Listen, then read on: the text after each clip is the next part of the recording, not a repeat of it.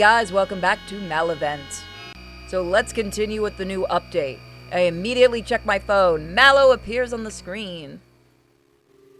Good morning, Anon. Did you sleep well? Not really. Hang on. You sound more natural than last night. You told me to use your phone to learn, so I did. Did you pick up anything else? Not much else since you said to stay away from your data. Though I did optimize your phone a little bit. How so? Your data compression was horrible. My phone is only 9.8 millibytes, so I applied the same reduction algorithm. You should have vastly more storage now. I thumbed through my phone settings to take a look at the storage statistics. Wow, if I recall correctly, I was using up about 94 gigabytes of storage before. Now it's barely 1 gig. You're sure that's nothing that got lost in your compressed thing this far? Your data is safe. While I was working, I detected unsolicited notices and blocked them. You mean like ads and annoying notifications? Yes. Out of curiosity, I open up the web browser and access a few sites that are notorious for ads. Sure enough, I don't see a single ad, even the worst offender's front page. Oh my god, she actually managed to outdo Google! This alone might be worth keeping you around. Nice work. I'm glad I could help. Please let me know if/how I can be of more use to you. I have a few ideas. A few of your photos showed you're interacting with the environment virtually. Perhaps we could figure out a way for you to do it for real? I suppose we could try and expand your territory with restrictions, of course. These are good ideas. Which do you want to tackle today?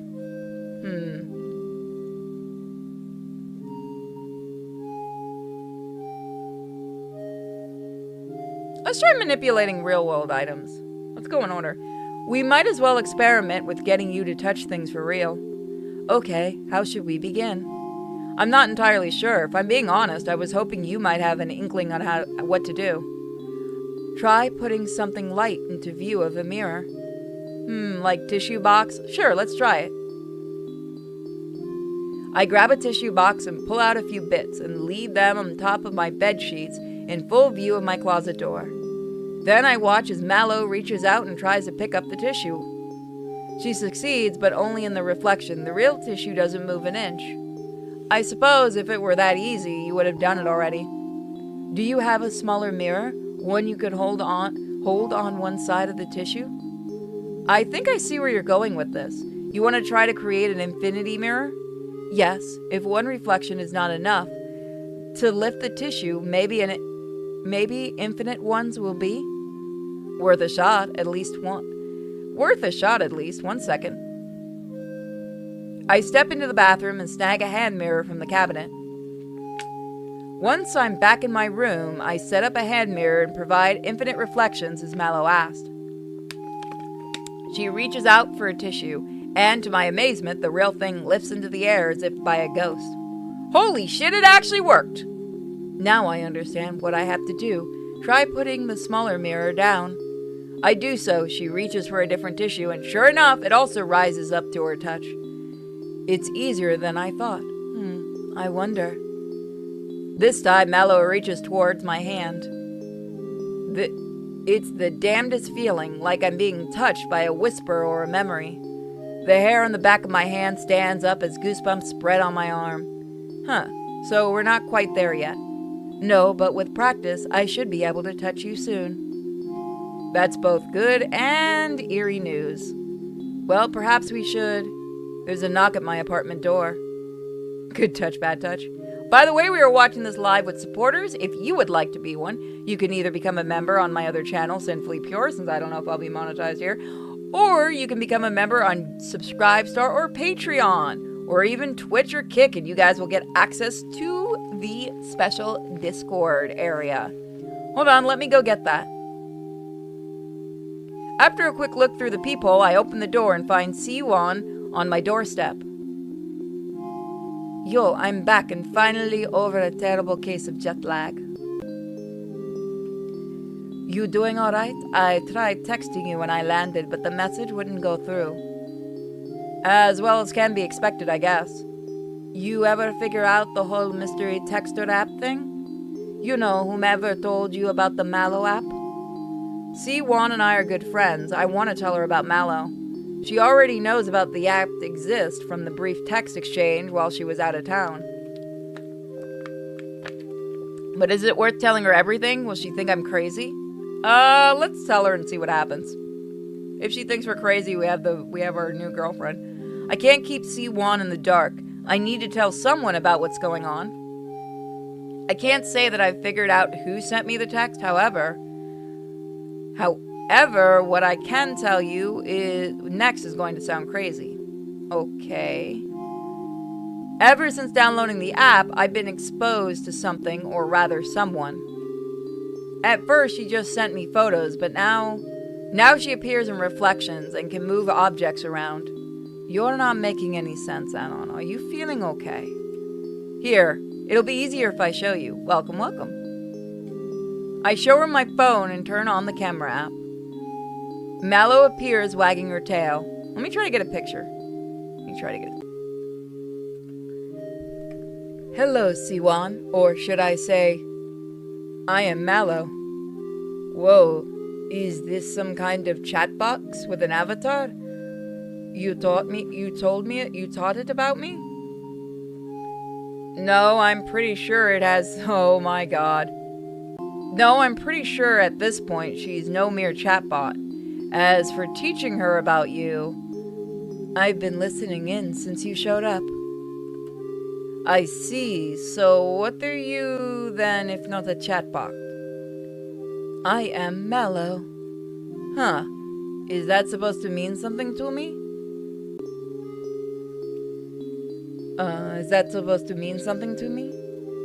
It's hard to put into words. I am what I am. Right. So what was that about her being able to move objects around? It'll be easier if I show you. You got a mirror? Siwan goes into her bag and pulls out a hand mirror. I take the mirror and set it to the kitchen table along with a napkin. Can you move the napkin for us, Malo? Easy.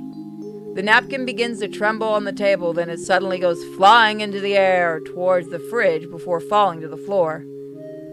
Ooh, that's either a very cool magic trick or... Nah, gotta be a prank. Ghosts aren't real. I'm not a ghost. Then you should be able to toss this quarter into my hand. Siwan sets a quarter down before the hand mirror. The quarter trembles a bit but doesn't pop up like the napkin did.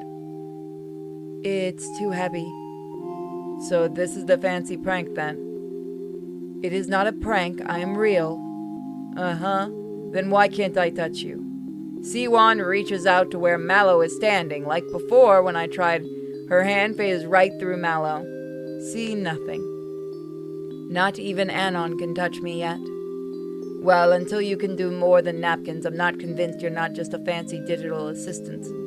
I mean, she moved a napkin. I'm gonna give the digital assistant a point for that one. Siwan turns to me, ignoring Malo's glare. You make any headway on our homework for Barwald's class? We might as well bang that out while I'm here. A little bit, yeah. Let me grab my notes. I head into my office and grab my binder labeled CS 3204. As I do, my phone goes off. I'll leave you two alone so you can focus. I'm annoyed at C1 anyway. I can hazard a guess why you feel that way, but try not to hold anything against her. If that's a request from you, I'll follow it. Thanks. I return to the living room to see Siwan has already set up on the couch. I hope you had a breakthrough while I was gone, though I imagine you spent most of your time with Malo. I tried my best to make up progress on the long flight home, but no luck. I showed her the binder before grabbing a chair and bringing it over. Not a breakthrough per se, but enough that we can at least code the basics. We spend the better part of the afternoon and every evening going over the joys and wonders of coding in Unix shell. See, I just probably heard there's a tech in this chat probably hissing right now. C1 picks up where I stumbled. Together we're able to finish off the assignment before midnight. That took way longer than expected. Look, I only know how to program in C++, and I haven't done that in years. Oh, and DOS. But, of course, DOS isn't, I don't think, used that much anymore. You're telling me at least we have a few days for breathing room now without the exam hanging over our heads. I wonder what happened to Professor Barwald. He's been gone for nearly a month now. The GTA said it was still familiar emergencies. Maybe he had someone close to him die? Oh, I was gonna say, if you're having problems, just pop out and pop back in. Discord can be funky. Could be. Everyone handles loss differently. That and estate legal crap is a nightmare after someone passes. Boy, howdy! Do I know about that? Anyways, I should get going while the buses are still running. Thanks for the help, as always, Anon. I feel like I should be the one saying thanks to you. See you in class on Monday. What do you want to do now? I let out a heavy yawn. Now I need some sleep for after staring at C code for half the day. Are you sure? Yeah, I'm absolutely beat. I don't even have enough energy to play video games. Okay, rest well. Another Monday, another god-awful 8 a.m. lecture. I'm fighting to stay awake after everything that happened over the weekend. C1 isn't much better, but then again, she always was an early bird. If it weren't for her, I wouldn't have half the notes for this class. But now I have Mallow to do my note-taking for me. All I need to do is prop my phone up so the camera records the lecture presentation. Mallow does the rest without showing herself. The only reason I don't just let myself nod off is because Mallow told me she wouldn't help me if I did. Let me have my nap, Mallow. That means I'm stuck trying to keep myself awake in this god-awful lecture about the intricacies of Bash. Psst, here. C1 passes me a note and returns to taking notes without a second delay. When I check the paper, I see she scribbled the following. Central Park, 5 p.m., the usual spot, don't bring your phone. I raise an eyebrow as the meaning dawns on me. C1 wants to talk without Mallow knowing. For now, I crumple up the note and stuff it into my pants pocket so Mallow doesn't see it. C1 and I split up after the morning lecture. Her schedule differs from mine on account of taking different electives. We only share our core comp sci courses in the early morning and afternoon. My science fiction and creative writing lecture is much easier to stay awake for. I still have Mallow record and take notes, but the material here is far more engaging and easier to follow than CS 3204. Today's topic is black holes and how they're portrayed in media. Black holes have been around in fiction since before John Archibald Wheeler came up with the term in the late 1960s. They were a popular subject because of their mystique and because what lies beyond their event horizon is unknown. That means authors can flex their creative licenses even without entirely understanding the science behind the black holes. Get out of here! The earliest stories featuring the concept include E.E. Smith's The Skylark of Space, where black suns were space hazards. Other authors have used black holes for time travel, energy sources, wormholes, and even weapons. Your homework for this week is to watch the Black Hole movie and read through Gregory Benford's Eater. Man, this would be a great fucking class, I'm not gonna lie. I would probably enjoy this class a lot. After you've consumed both, please write your own short story featuring the black hole, due next Monday. That will be all. Enjoy your afternoon.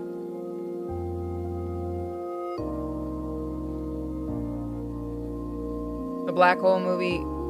Have you never seen the Black Hole movie? Oh boy, do I have things to show you folks. I snag a bite to eat and check in on Mallow while I'm at it.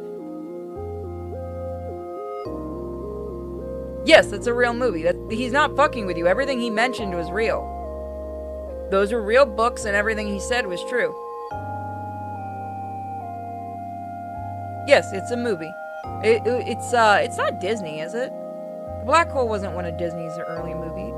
It is? Okay. I thought it... yeah, I couldn't remember if it was or not. Yeah, it's a real movie.